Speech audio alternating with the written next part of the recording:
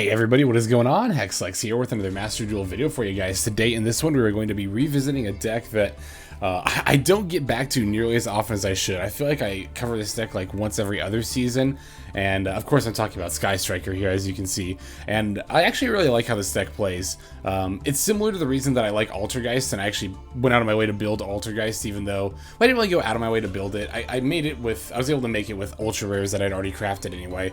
But I really like quote-unquote control decks, which I do think are different than stun decks in that they don't rely as much on like floodgates to stop opponents' plays, but rather like individual disruptions. I really like that playstyle, that like kind of reactive playstyle. And when I used to play in the TCG, I played stun decks as well, but I liked to play more reactive control type decks. So Sky Strikers is a really nice way to fulfill kind of that role for me there. But yeah, you know, I just have not had the time to really come back to it, but I don't think there's a better time to come back to it than now, now that DPE is in the game.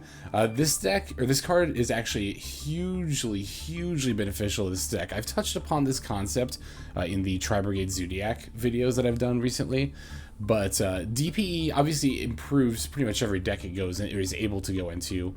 But there are some decks that are more benefited by the inclusion of DPE than others, and Sky Striker, I think of all the decks that are currently like relevant to the meta right now, probably even more than Tri-Brigade Zodiac benefited from the inclusion of DPE. Sky Striker was for a long time a pretty solid like tier 3 deck, but towards the end of like season 4 it was even kind of starting to drop off a little harder than that, like even into rogue status.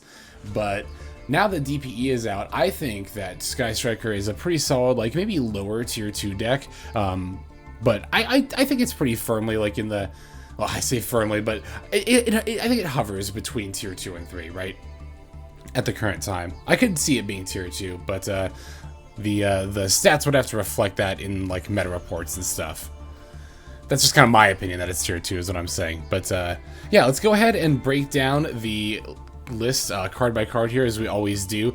Since this is an updated deck profile, we'll go over the deck's basic, or each card's basic functions within the deck, how the deck kind of operates, what's different now that DPE is out, and then as always we'll take a look at some gameplay. I actually managed to get some pretty decent games here for this profile video. So we have 2 Effect Veiler, 3 Maxx, 3 Ash Blossom and Joyous Spring, 2 Ghost Belle and Haunted Mansion, 1 Destiny Hero Celestial, 3 Sky Striker Ace Raye, 1 Sky Striker Ace Roze. I believe because she's German it is pronounced Roze and not Rose, but I'm not 100%. Actually, if anybody knows, I'm curious in the comments.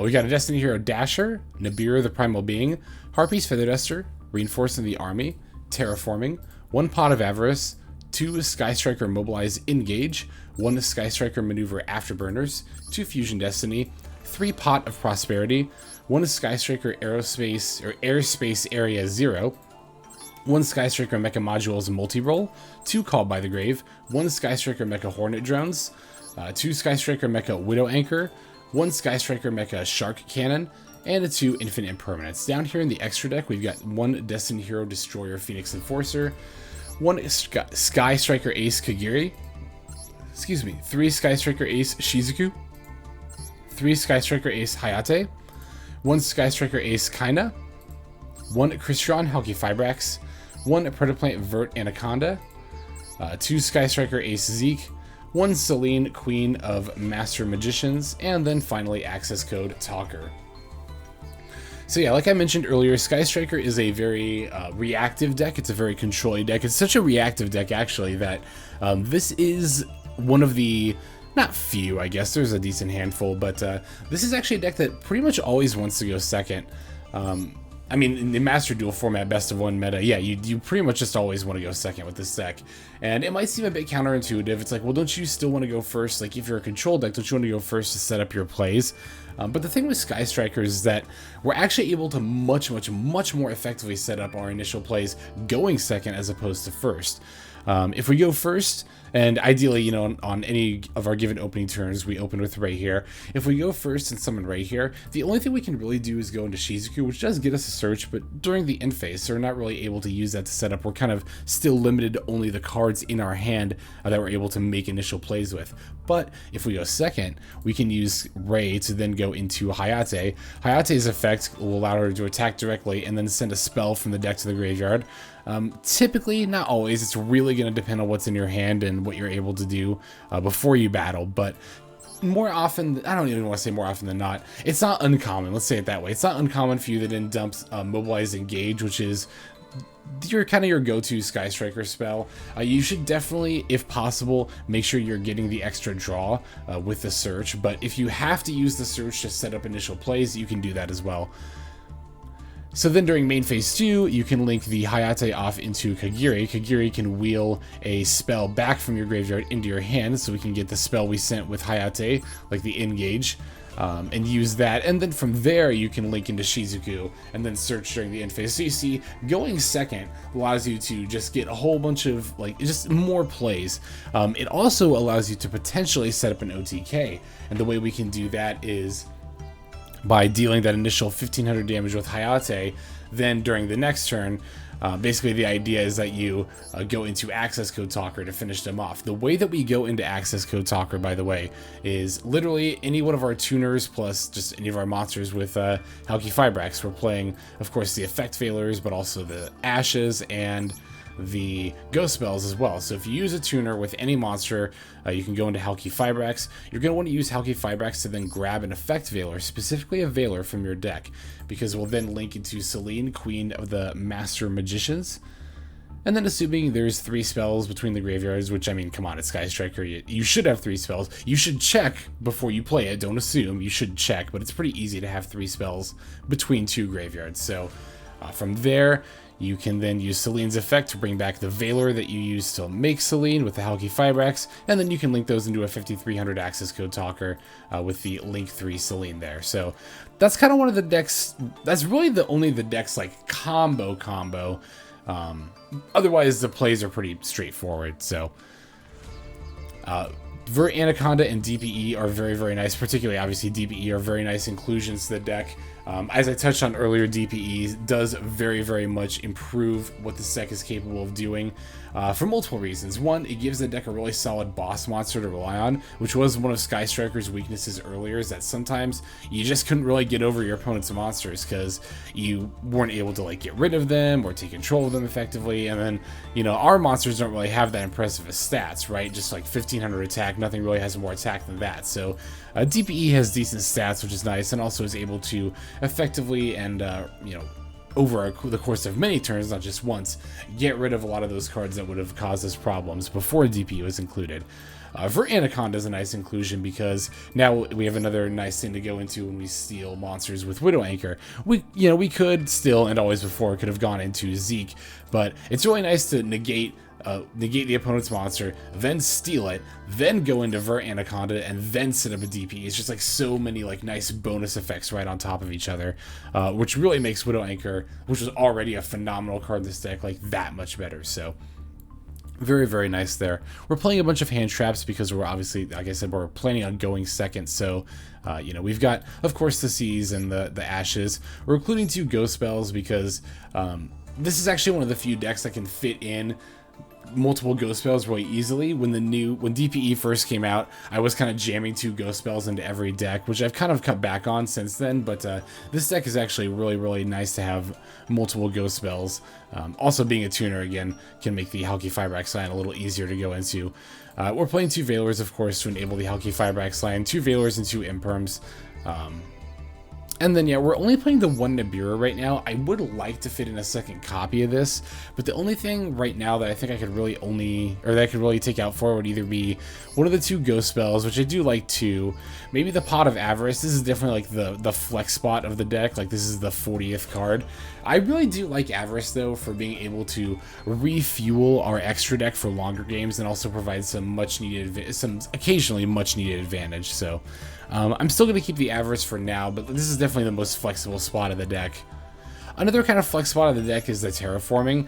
We're only running the 1 Airspace as the field spell. I do like the Terraforming because it's just a nice way to get multiple spells into the graveyard, as opposed to just running a second Airspace. But you don't even really need to run 2 Airspace. You can get away with just 1 and 0 Terraforming. So yeah, I would consider the flexible spots of this deck to be, and in this order, from most to least, like Avarice, and then probably Terraforming, and then the second Ghost Spell, maybe the third or the other Ghost Spell after that, but I definitely want the Ghost Spells then.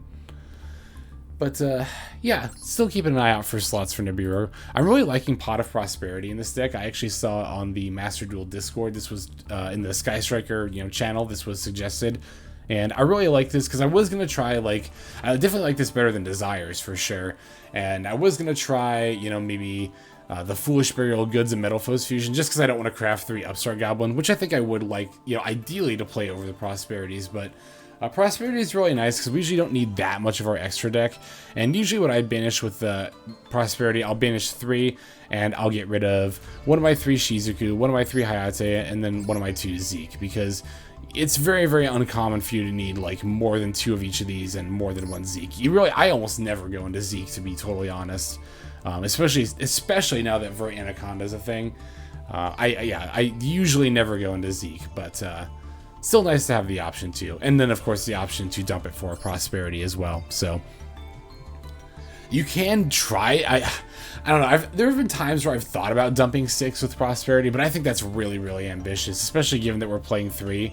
I don't even know. Like I said, there have been times where it's crossed my mind, but you're gonna have to get rid of like probably the Halki Fibrax Celine line at that point, which I don't think is worth it. I would just always recommend banishing 3 for this.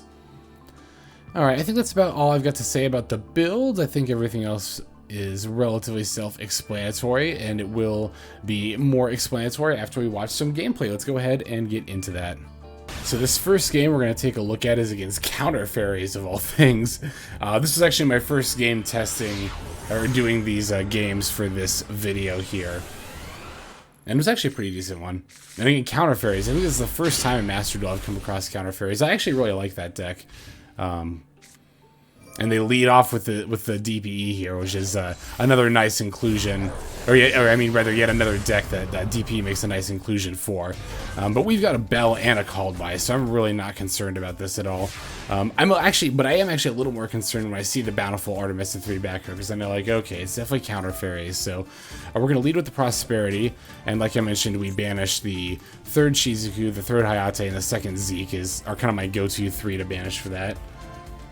So we reveal, obviously we don't want the other Prosperity. We do reveal the Engage, but I would rather get the Harpies here to try to... I don't have any delusions that I'm actually going to blow up all 3 of these back rows with this Harpies Feather Duster, but I think I can force like a Solemn or another counter trap that would negate a spell, which will make the rest of my plays, go live here. So we're going to do it that way. And yeah, we're going to activate the Harpies here. Sure enough, they do flip a Solemn Judgment, which is nice. I definitely like to get rid of this, get it out of the way as quickly as possible. Like I said, we're going to have some other counter traps to contend with, but it's not something I'm like super duper worried about right now, nor are really the draws from the Bountiful Artemis here. Because really what I'm looking to do is I'm looking to put my opponent in a position where, like, even if they do get a couple of draws here, they're going to be in a state where I'm too far ahead for even that to really matter. So I'm going to go ahead and go for the Hayate here, and my opponent, like I predicted, activates the DPE here. And we managed to set up our graveyard nicely for the Widow Anchor, but unfortunately our opponent does actually have another Solemn Judgment, so definitely not very lucky on our part. And they get another draw as well, but like I said, the draws I'm not like super concerned with. And they actually managed to get around Belle and Called By here by blowing up the Solemn that's resolving. That's pretty smart on their part. I'm going to go ahead and use Area 0 here, popping my Called By, since I'm going to use the Belle to stop the DPE. And I definitely want to get more plays. I do manage to find a Raye, which is pretty lucky, because now I'm able to go into Kagiri and try to get my own DPE off again. We grab back the Widow Anchor, and this time it does end up resolving, negating and stealing the DPE, which has by now used its effect, so we know that's not going to be an issue either. And now we're able to link them off into Vert Anaconda to go into our own DPE. I'm going to use the effect to pop my opponent's back row here, but it doesn't really matter now because my opponent has lost the game anyway. So that's why I said I wasn't too concerned about like the Bountiful Artemis draws, and I just wanted to get the counter traps out of the way because you know, had the game continued at that point, I would have popped their last back row, they would have drawn for turn, and then they would just have Bountiful Artemis and 3 cards in hand. If they would have set a bunch of cards, I probably just would have popped one of the ones during the end phase. By that point, we've got our own, you know, we're starting to draw our own cards for turn and getting more advantage, and the DPE is just going to keep continuing to, you know, blow up the opponent's stuff. So yeah, that's a very, very nice, like, short example game of how your typical Sky Striker game likes to go. So, all right, let's go ahead and move on to the next game. So this game is actually going to be against Numeron, which is pretty interesting, right? We've got two going second decks going against one another. I actually don't remember who ends up going first here. Looks like it's me. I bet I lost the coin flip and they made me go first here. So I'm looking at my hand. I'm like, this definitely would have been a much better, like Sky Striker hands tend to be, a much better going second hand. Like I touched on earlier, this is like why you don't want to go first, because all I can do here is Raye into Shizuku, set this Widow Anchor, and pass. Of course, I'm going to search and engage during the end phase with Shizuku there. But, you know, this still isn't terrible. I do have the Widow Anchor and Maxi and Ash ready to go here. They're going to Lightning Storm my face down. I'm not really too concerned. Then here comes the Numeron network, which at this point I'm like, okay, do I just scoop at this point? But then I remember, no, we don't scoop here because of Shizuku's effect. Shizuku's effect that reduces my opponent's monster's stats for every spell in my grave. I only have one, but that 100 points is going to make all the difference. Yeah, as you can see, the 900 doubles to 1800, which then doubles to 3600, and all that damage combined is going to be 500 short from actually lethaling me. So, you know, that seemed like a very minor effect for the Shizuku there. And again, I thought about conceding there, but then it's like, no, I remembered, like, right. Jeez, I totally lost track of my thought in the middle of it there. Basically, what I'm getting at is that you just want to, like, keep in mind all those minor effects and not snap concede. Which are, you know, advice I give a lot, but it's advice that I really like to drive home. Because I've seen so many opponents when I'm laddering, like outside of Diamond 1, like even in like just on the way to Diamond 1, I'll see so many opponents concede when like I consider myself to be in the losing position. It doesn't happen like all the time, but it definitely happens often enough that I definitely think people should be generally a bit more mindful of that. So yeah, we're able to use the multi-roll in the area 0 here to get out our Raye, and then use the Hayate, or then go into the Hayate there. We've got the engage set up now that we have 3 spells in the graveyard. We're able to search and draw. Getting the Fusion Destiny was very nice, as well as the Imperm here. This is going to more or less, like, I mean, you look at this hand, and this is like the epitome of what Sky Striker is all about, right? We're gaining advantage by setting up our graveyard with the Hayate. We're now, like I mentioned in the deck profile, we're wheeling the engage back with the Kagiri. We're going to get another search and draw here. And we've got so much disruption. We've got an Ash, we've got a Widow Anchor, we've got a DPE coming this turn, as well as an Imperm, and another search during the end phase with Shizuku.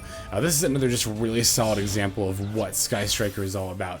Oh, by the way here, definitely going to need to use DPE right away to pop this Numeron network, because you might have noticed our opponent went for the number C1 Numeron gate, which is going to come back during the standby phase, and if Numeron network's on the board, then I'm going to take a total of 5,000 points of damage when it comes back. But since the Numeron network is not on the going to be in the field zone, we're not going to take the combined attack of all those Numeron monsters that got banished there. So definitely very, very important to be mindful of that. That's another thing, you know, if you didn't read this card's effect carefully enough, you might just read it and be like, oh, I just lose during my next standby phase and then concede. But, you know, we really want to pay attention to those seemingly minor effects. You know, that line that says, then if Numeron network is in your field zone, because that's our out right there. That seemingly minor piece of text is just straight up our out. So they're going to chalice our DPE as we attempt to use it on their turn, but like I'm not concerned at all. They just set a monster and pass. So I'm going to use Dasher to special summon this Ash, because I'm just going to go for game on this turn, right? I'm going to use DPE's effect, pop the face down monster. It's just a Planet Pathfinder anyway, but I just want to get it out of the way, make sure it didn't cause any potential issues later. Since we have a tuner and any other monster, like I touched on in the deck profile, we're now able to go for the Halki-Fibrax line of this deck. We're grabbing the Veiler from our deck and linking the Halk and the Veiler into Selene now. And since, again, we have more than enough spell cards between the graveyards, we're able to very easily get enough spell counters to bring back our Veiler. We're going to link these away for the Access Code Talker. Pop good old C1 here. And then at this point, I'm just activating Engage just because I can. And I'm just going to activate another Engage just because... Okay, admittedly, at this point, I am just styling on my opponent a little bit here. Yeah, I don't even use the access code effect. I use the Afterburners. And then, yep, we'll just go ahead and battle. Definitely important here to attack with the access code first in case they do have Numeron Wall. Because Numeron Wall can be used to keep them from taking any damage for the rest of the turn. So get in as most damage as, or get in the more damage you can earlier by attacking with the access code first. But they didn't have the Numeron Wall, so we are all set, and we were able to take the game there. All right, let's go ahead and watch the next one. All right, this game is against Tenyi, or Sword Soul Tenyi here, and this was a game that actually like really came down to the wire. Oh, not really. Well, yeah, it did come down to the wire. It was a pretty good game. We'll take a look here. It was a good back and forth. So we're going second. This hand looks pretty good. I mean, not just pretty good. It is looking very good. We've got C and Ash and Raye and all that. So weirdly, my opponent summons the Ecclesia and then sets 2 and passes. They must not have like another like card to make the Moye live, and must not be able to make the Taya live either. So we start by activating Feather Duster. Opponent's going to chain their Imperial Order, which is an interesting tech for this deck. Although I think it's a little bit risky of a tech. Because there are times where you kind of rely on Emergence and or Vessel later in the game to make plays. Interesting call with the Designator and the Moye there. I don't blame them for that, actually. That is probably one of the better generic calls here. But, yeah, with Imperial Order up, we really can't do a whole lot. I'm just going to Raye into Shizuku, and then try to pass here. My opponent's going to activate Ecclesia. I've got the Ash for it, though, so we're able to cut them off this way. Which I don't know actually why they're just activating it now. Because, yeah, if they had the play in hand, I don't know why they didn't go for it on their turn. Maybe if somebody in the comments can enlighten me, I'd be interested to know. They're going to Ash our Shizuku Search. I'm not super concerned about that. I'll set the call by just to do it. I don't know. Well, the Imperial Order's up. It doesn't really matter anyway, so... So at this point, my game plan is to try to ride this game out and let them get burned between their order and then, you know, damage between my attacks for lethal. Now, here I draw the Effect Veiler, and I think to myself, okay, cool, I can normal the Veiler, go for the Hulk, and then just go for the access code line, and now I win. But as we're gonna see here in a second, it's not quite that easy. Oh, by the way, I activate the Prosperity here to get the 3rd spell between our graveyards. So, because, yeah, we just had the Feather Duster, the Prosperity, and then the Cross out my opponent's graveyard. So I did need one more spell in order to actually be able to bring back the Veiler. But as you can see, as soon as I do bring back the Veiler, they've got the Nibiru here.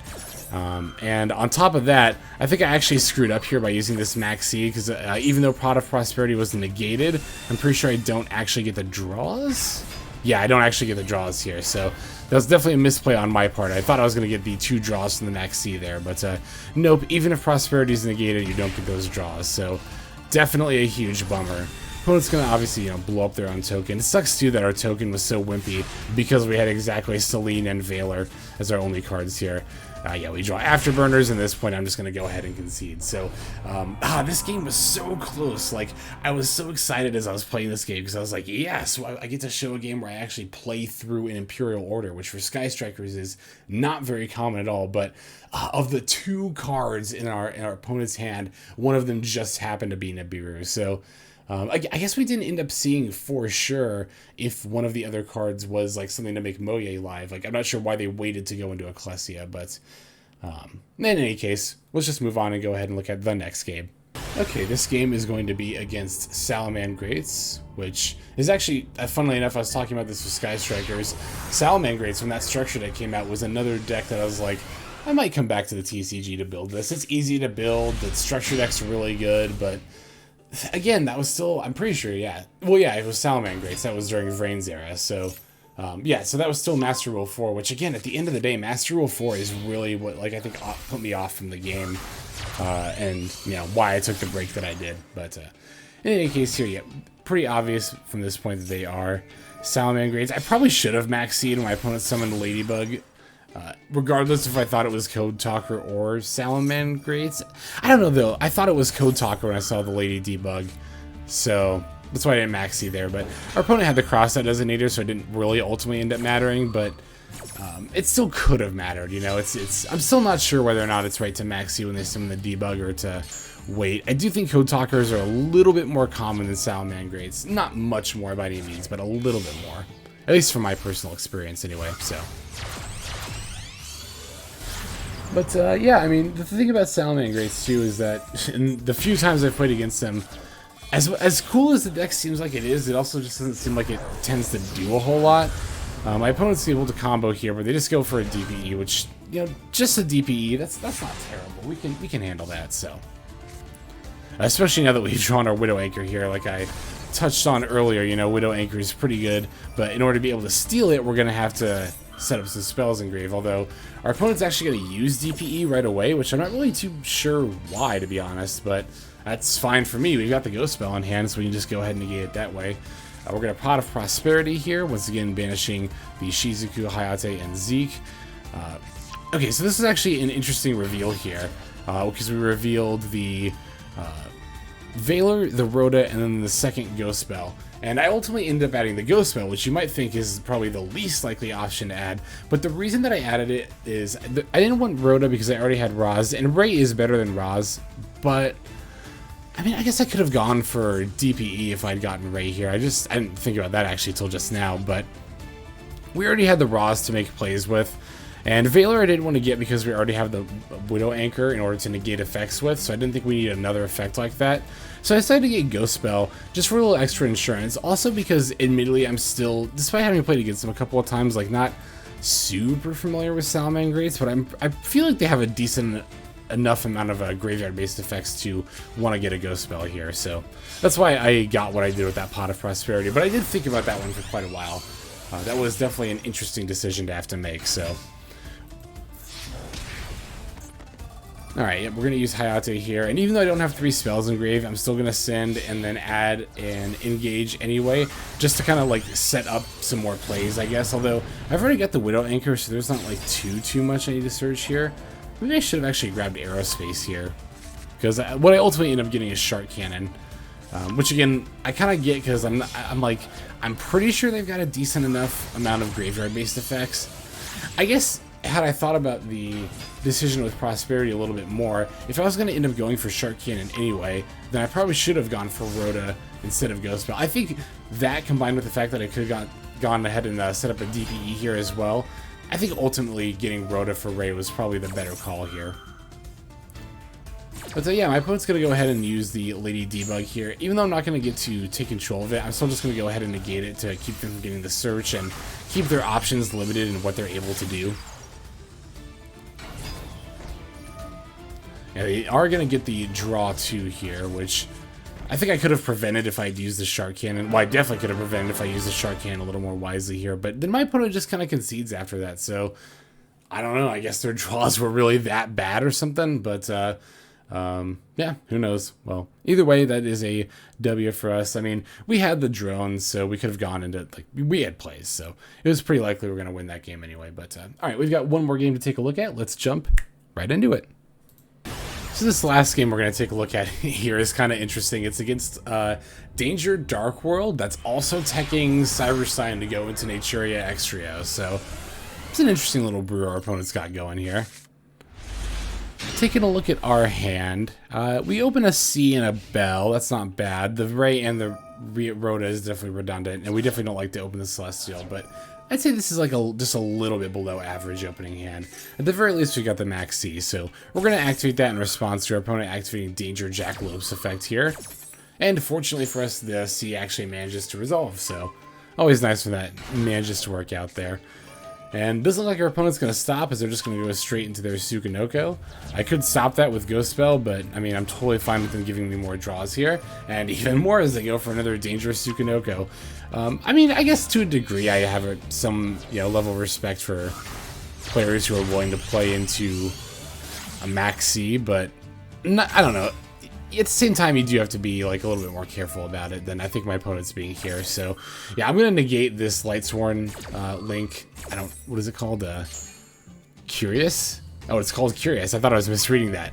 I'll go ahead and negate that with the Veiler, because I definitely don't need to set up their graveyard any further here. This Pot of Avarice does explain maybe a little bit why my opponent's a little more brazen with their plays, but I'm going to use the Ghost Spell to just go ahead and put a stop to that here as well. So, interestingly enough, with this Maxx C, we don't end up with a significant amount of advantage at the end, but because we're able to draw a bunch of answers, we're kind of able to leave our opponent without much of anything, like literally just the Curious and nothing else. So, gonna go ahead and use Prosperity, once again banishing Shizuku, Hayate, and Zeke. Reveals here were not super great in this scenario. The Ash Feather Duster obviously is useless. I decided to go ahead and grab the Avarice here because we've already got a decent amount of cards set up in our graveyard. Yeah, they're able to use the Fairy Tale Snows effect here, but I'm not really concerned about it. It does keep me from setting up like a DPE or something, but yeah, it's whatever. I can just battle over it during the battle phase, and then also use Raye's effect, and then go into Hayate, battle with that, and then our opponent just concedes at that point, as they know we're just going to keep setting up our plays, and we have just a massive advantage over them. That's often how you get wins with Sky Strikers, I've found, is not even by reducing your opponent's life points to 0, but getting them into scenarios like that where they just concede because they know that you're too far ahead for them to be able to come back, which is the ultimate game plan of control decks like Sky Striker. So, alright, let's go ahead and move on now to the outro. Okay, everyone, I want to thank you very much for watching the video, especially all the way to the very end like this. It's nice to be in Diamond 1. This is actually kind of why I liked to get Diamond 1 early, not just because I was a sweat, but also so I can just, play decks like this that I'm less experienced with, but also that not have that affect my, climb in turn. So I think moving forward, we'll still probably be a little bit more casual at the very least, the next few seasons. When it comes just to how much we're going to sweat getting to Diamond 1 quickly. But, yeah, like I said, this deck is a lot of fun. I really, really like it. If you have any suggestions for the build, do leave them in the comments. I'm always eager to see your guys' comments because you offer really good gameplay and deck building suggestions, and it's a large part of the reason why I consider this our channel, not just my channel, because your guys' input definitely improves the quality of the content that ends up going out. So, I'm also appreciative if you end up subscribing. That is definitely the best way to get notified of when my videos go out, and they do go out every single day, so you have that to look forward to if you do subscribe. But I think that's going to do it for this video, so without further ado, this is XLex, signing out. Hope you guys have a fantastic day.